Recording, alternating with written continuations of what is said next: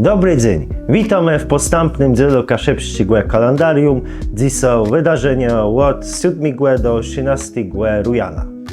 7 rujana 1954 Remio udostała gardowi prawa, a 8 rujana 1901 Sopot udostał gardowi prawa.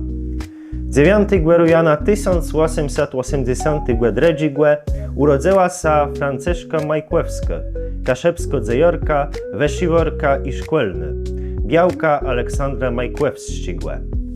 10 rujana 1885 urodził się ksiądz Leon Hejka, kaszebski pisarz, młodokaszeba, autor między innymi poematu Dobrogost i Miłosława.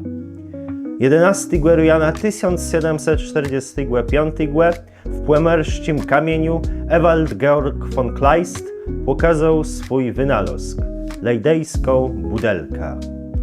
12 rujana 1980 umarł profesor Zdzisław Stiber, językoznawca, badera słowiańskich języków, między innymi łużeckich i kaszebizny.